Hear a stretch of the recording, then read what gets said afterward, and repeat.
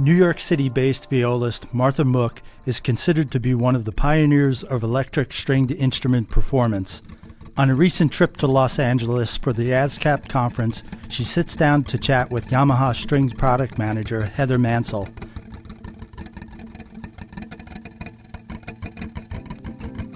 Please join us for this podcast interview while Heather talks to Martha about her fascinating, award-winning career as one of the trailblazers in electric string.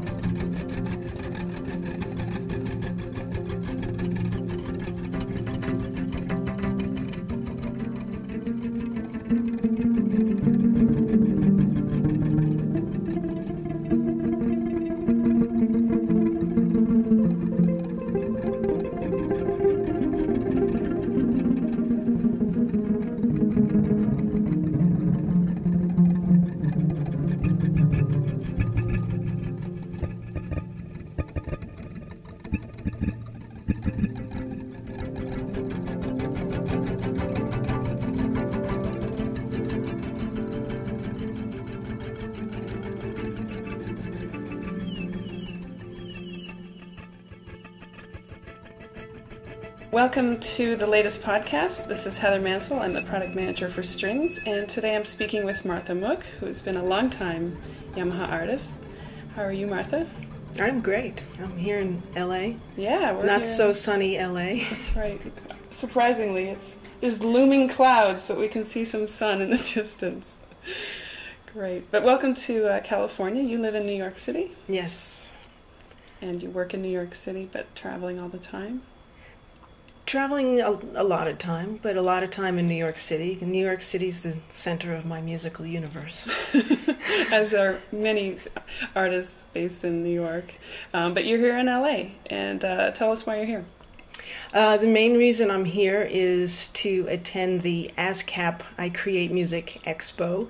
This is the second year that they're doing this conference. I guess it's international. Like, there's people from all over the world, and it's just composers and writers and publishers getting together, attending panels and sessions and networking and sharing their music and listening to some great music, going to concerts and schmoozing and having a good time. And what is your role in all of this as a composer / musician? Well, I'm very involved in ASCAP. Several years ago, I created and I co-produced a new music showcase series called Through the Walls that features composer-performers that do music that defines categorization. And so it's been New York-based since 2001 when we did the first one. And so I'm out here spreading the word on that to try to bring it out here as well, and just spreading the music and the good vibs, I guess. Are you playing at all on this trip? No, I left all my instruments at home on this trip. I've also been able to schedule some meetings. In fact, I had a meeting with a filmmaker yesterday who has used some of my music in his film. So we were talking about that. And it's a thing you do in LA, I guess. I guess so. Well, it's both, I guess, yeah, it's a music city of both composers and players. Last time you were here, you were on the Barbra Streisand tour. Yes, we were rehearsing here, and we went and did the national tour, and our last concert was out here at the Staples Center. Yeah, I remember sitting up with you in your hotel room and looking out over the 405 freeway, and you just saying, "Please come to me." It was all a good thing. So you've worked with some incredible artists over the years, including David Bowie, Philip Glass. Yep. How has this influenced your playing or approach to playing music? Well, I mean, I have been so fortunate to play with some of these amazing artists. And, with each one that I work with, I gain a whole lot, if nothing more than just the experience of working with them and seeing how they approach making their music, which informs me of maybe another way of looking at how I approach my music, how they deal with the musicians generally with lots of respect for the musicians that are playing their music. And sometimes there is give and take involved. When I worked with David Bowie on his album Heathen, we spent a lot of time, a lot of give and take, and ultimately, he said, can you do this? And we would try to do that. And, when I work with Philip Glass, it's pretty much play the notes as it is. And so with each different artists, there's different ways. And the key, I always say, is flexibility. And that's really important in this day and age. And do you think as a string player that's especially a challenge, and maybe not as a keyboard player or more of a traditional jazz musician in terms of a trumpet or something like that, where that's quite specific, but as a string player? I think it's just musicianship across the board.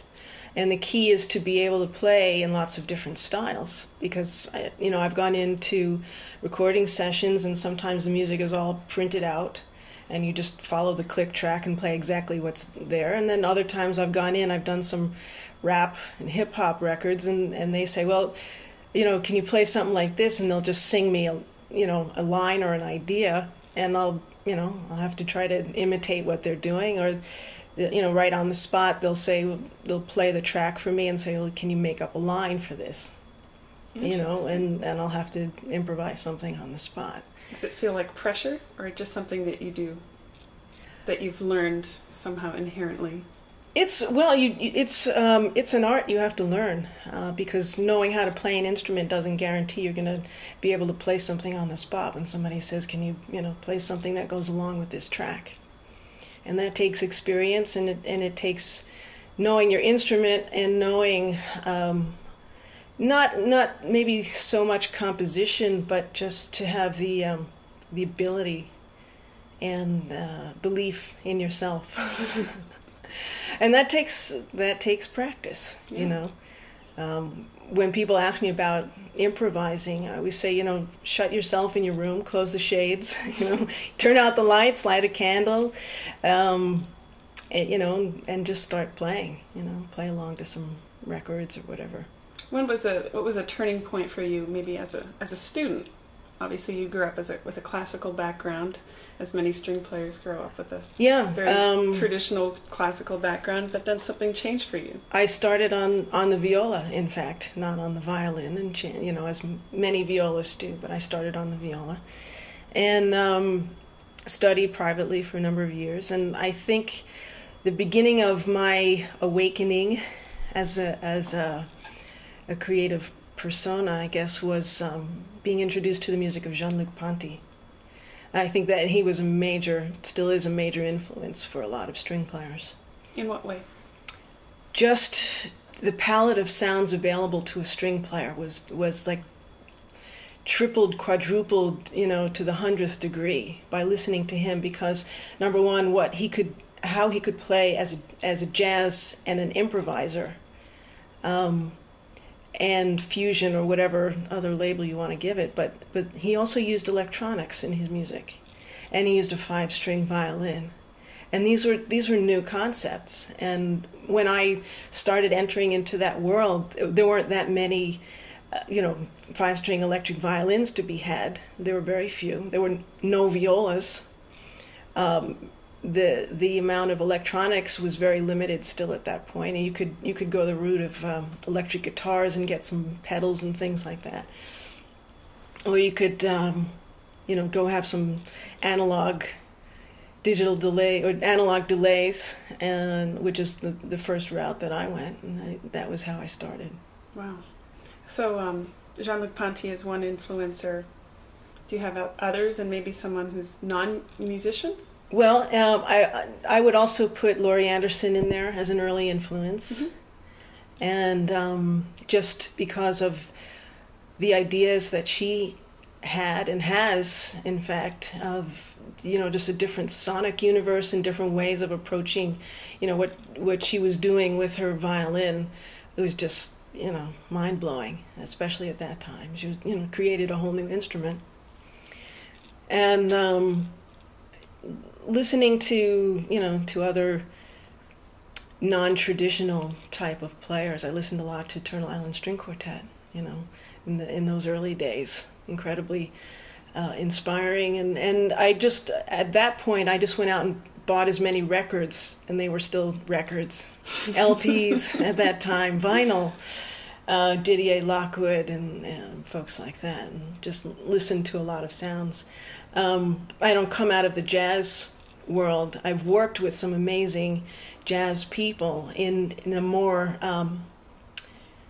free style, I guess, and the guys out of Chicago. I worked a lot with Anthony Braxton, Leroy Jenkins, who sadly just passed in the last few months, and people like that. And I realized working with them, that's a whole other world and a whole other musical palette that I could really relate to, and have been fortunate enough to work with them. So take us to the exact maybe time frame, like a date range in terms of years. When you started working with electric strings, you've been called a pioneer of electric string playing. I bought my first instrument, which was a 5-string blue Barkasberry violin, because that was what Jean-Luc Ponty was playing, and that was on the cover of one of his albums. And so that was where I started from, and I think that was around the late 80s. I was in graduate school.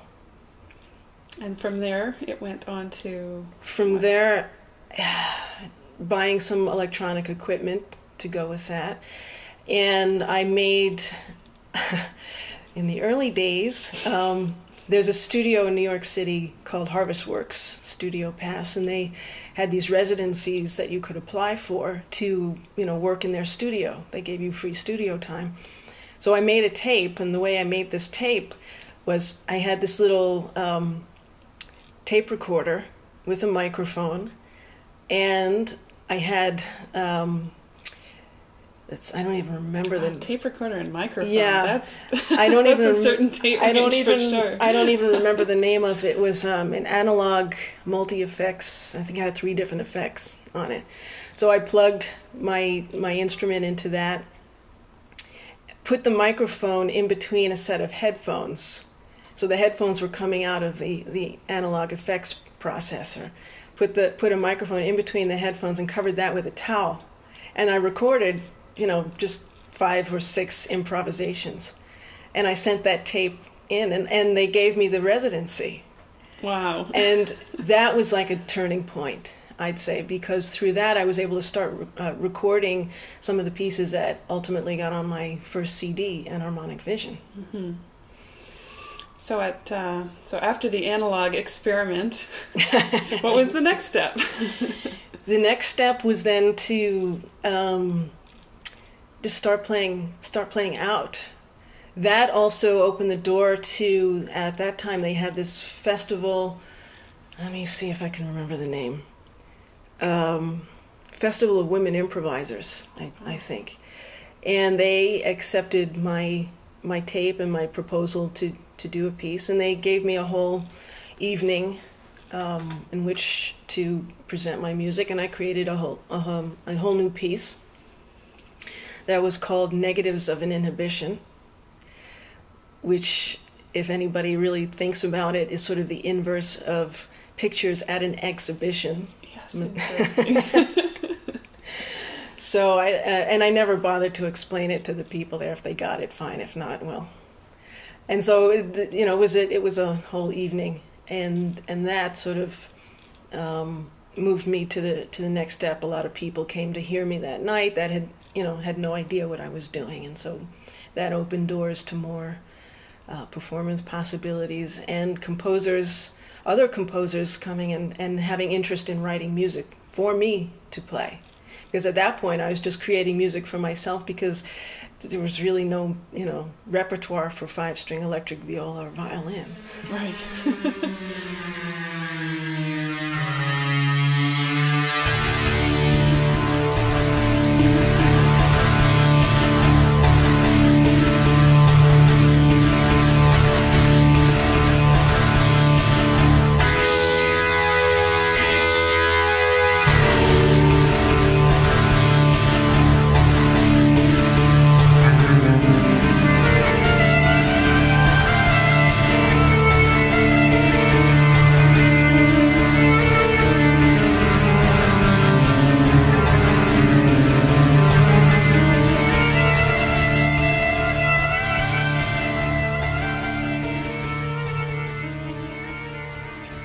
right. As an electric string player, Martha, how did your relationship, your long history with Yamaha begin?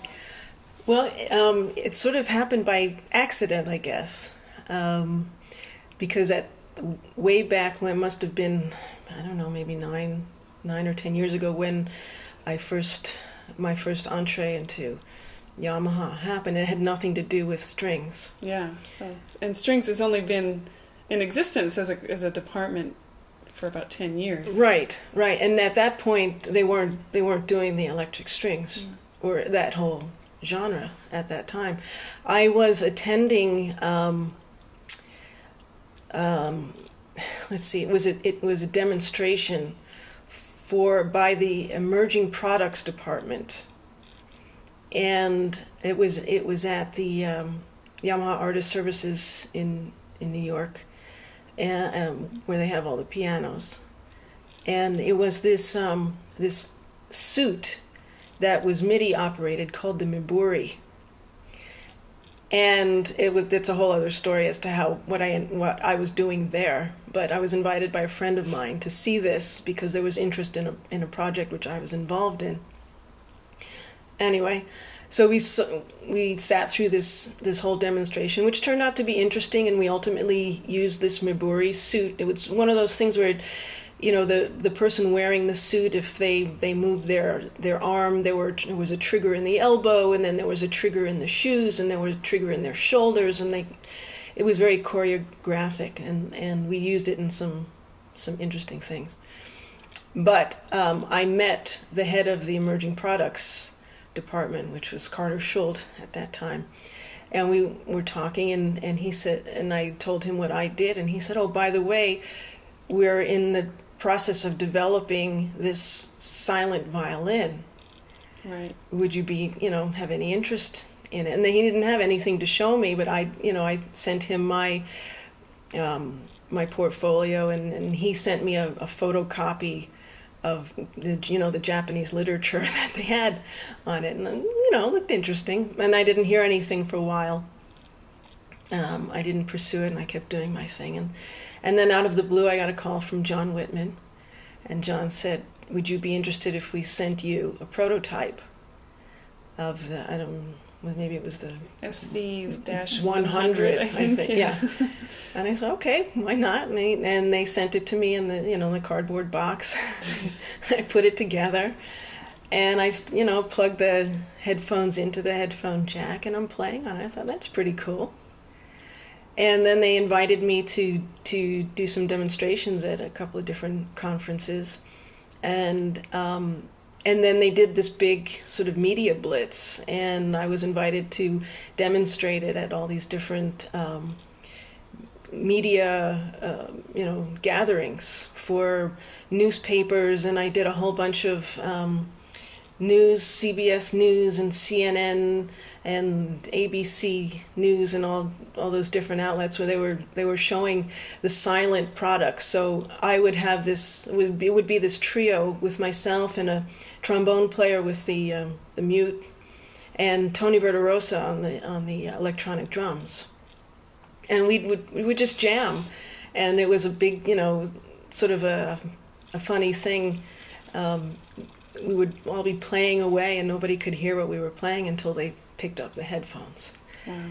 And so we did a lot of those, and it was fun. And I remember particularly one event, and the sign at the door said "Silent Press Conference." I thought, well, there's sort of poetic justice in that. So I played that for a while, and I wasn't sure what the plans were. If to develop that any further. Immediately, though, I had some comments as far as different things. The output on that was just a mini jack. It was an 1/8 inch, and I said, well, the standard, is a 1/4 inch plug for most instrumentalists, and it was running on two AA batteries, and the standard is usually 9 volt. So I gave them my whole list of suggestions and things like that, and I said, and you of course have to do the viola. And they said, well, we don't really have plans to do a viola model, but we're coming out with a cello. So the next instrument that came out was the silent cello. Yeah, and here we are having reached the 100,000th production of stringed instruments just this past November. And a lot of thanks to you for giving a lot of feedback and getting the products. Yeah. Well, I was fortunate also to have been asked to go over to the headquarters in Hamamatsu and consult with the engineers and the people making these instruments. And what was that like for you? Was that your first time in Japan? It was the second time. Mm-hmm. The first time I had been there just playing with a group there for a few days. So this gave me a little chance to acclimate to the time change. And it was one day where I just worked with the designers of the silent line. And actually, they didn't tell me this, but they surprised me with a prototype of the viola. Oh. Which was 15 inches. Uh-oh. And I said, thank you for designing the viola, but you have to make it 16 at least for the rest of the world to play it. I know there's a lot of people there that play smaller instruments, but for the most part, generally the viola is at least 16 and a half is pretty common. So they did make it. And then they asked about placement of the electronics and what's easiest to where you plug it in and where's the jack should be and the volume control, and very, very attentive to that. And then the next day I worked with the engineers that were just designing the EV models, the 204 and the 205, and they had about a half a dozen or so different prototypes of different colors too.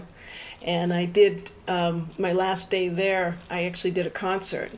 Charlie Bricherat was out there with me too, another amazing violinist. And so I did most of this performance where I played on all of the prototypes that they had there. And I played my music, and I had brought some of my equipment with me. And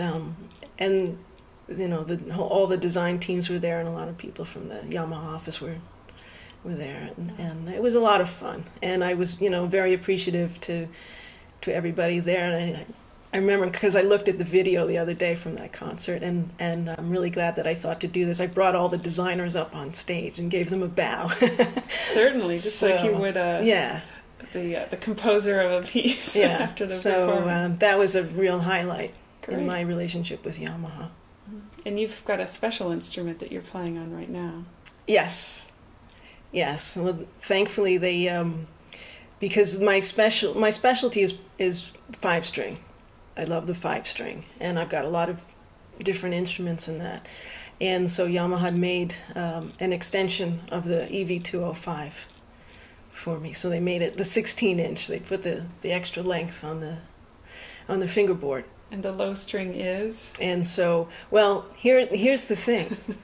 I now have, because I have several instruments, I have a regular EV205 that is strung. Actually, now I have it strung with octave strings.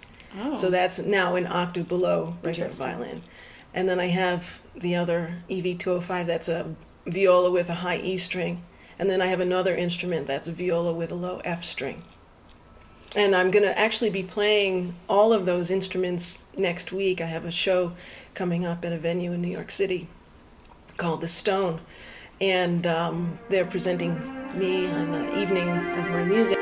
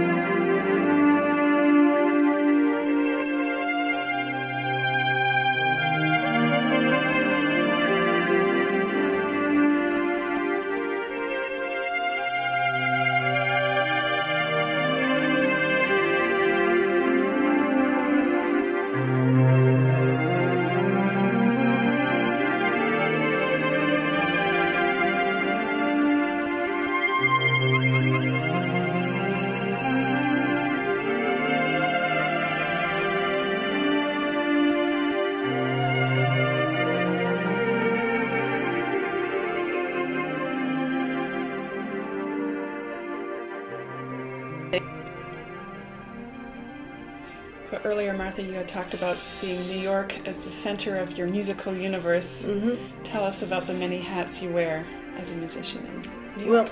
Well, one of the things that I really love about the musical existence that I'm leading is that, one morning I wake up and I'm going to a symphony rehearsal and I'm playing Beethoven or Brahms and, have a concert at Carnegie Hall that weekend.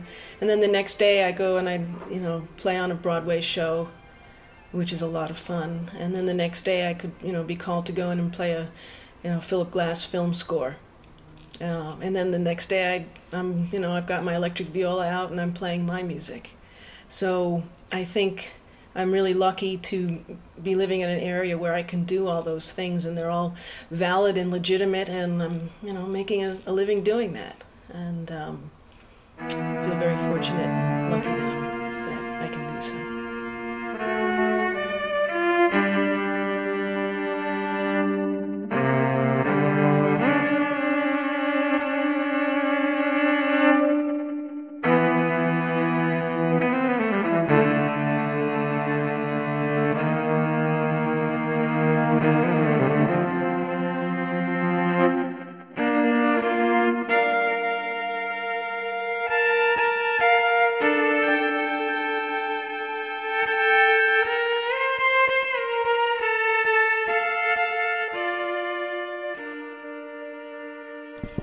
You've done quite a few clinics for string students. Could you tell us about some of the clinics you've developed and anything coming up?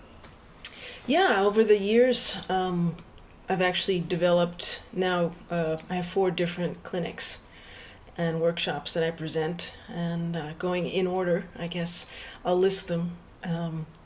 The first one that I've done was called The Power of Strings Plugging In, and it's a pretty popular one where I bring in lots of different instruments and some of the electronics that I use, and so I explain to it's students. I've also done it for teachers, and I've gone in and done it for non-music people too.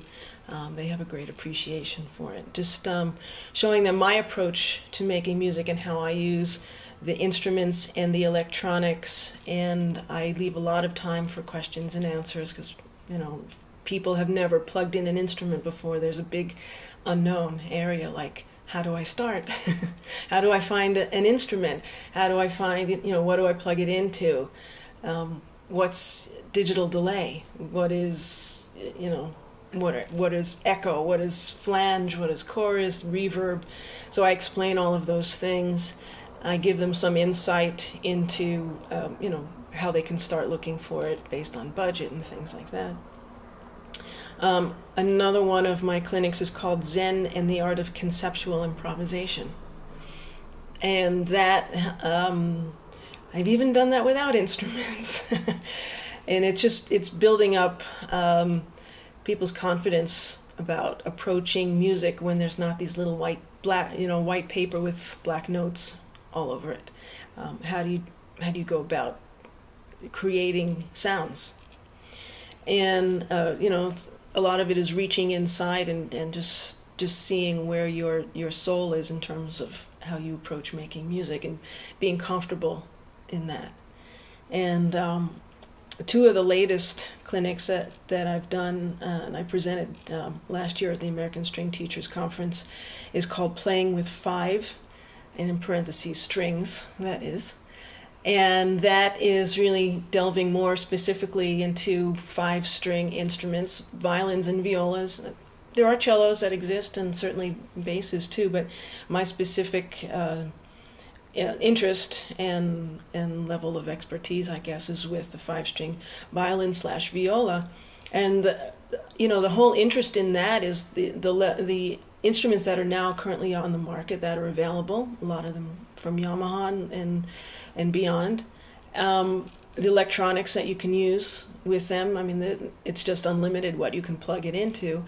But now there is a shared literature that both violinists and violists can play.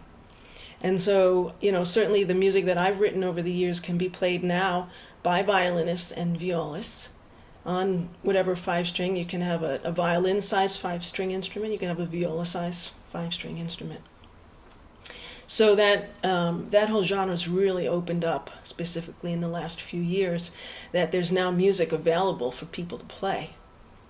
And so what I do is I introduce lots of different instruments, because I like to show what's available out there, and certainly leave the choices to the people and the music that's available. And there are other people writing for 5-string instruments, for 5-string violin, viola. Now, violinists may have to learn alto clef, you may have to learn that C clef. Certainly violists learn treble clef from the beginning. So that's a growing industry. And the other clinic that I present is called Violas on the Verge. And that's very viola specific. But I just realized that there are more and more violists like myself that are branching out and playing music beyond the concert field. And I did a lot of research and opened it up, did a lot of searches on the internet, and heard from people from all over the world. And it's really interesting as people doing crossover, they're doing bluegrass and jazz and country and any kind of style that's out there. What do you think? Is there a resurgence of viola popularity? Is there something about that middle voice? I mean, the viola is a special instrument. Yes, it is.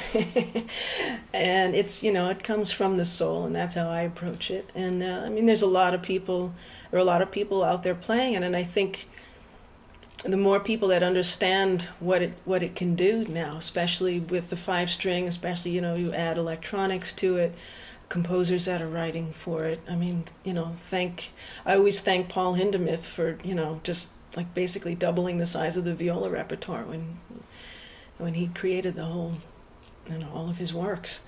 And now the viola is a legitimate instrument. I mean, for so many years it was, kicking and screaming to be a solo voice. And, as soon as you plug instruments in, it's a level playing field. I can turn my volume up to 11 just as anybody can. So I can compete with electric guitars now, which is, amazing. So, although one side note I have to say, whenever I do play with electric guitars and drums, as soon as we start playing, inevitably the volume creeps up, and ultimately I'll just stop playing and look at them. And I'll say, look, you guys, okay, guitars have frets, I don't have frets, And my philosophy is always, if you can't hear yourself, then you have to play softer. Exactly. So what is coming up for you with these clinics? Do you have, are you going to be presenting? Yeah, and it looks like there's a lot of clinics coming up. I'm still waiting for exact dates and things, but I've been asked by several universities and high schools and conferences to go in there and do different clinics. What's nice is that I don't always do the same one, so it mixes it up, and I get to offer the different clinics. So we'll see when the calendar finally emerges. You can see it on my website because I post everything on that.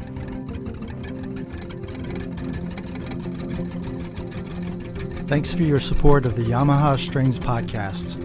You can find out more information about Martha by visiting her website at www.marthamooke.com.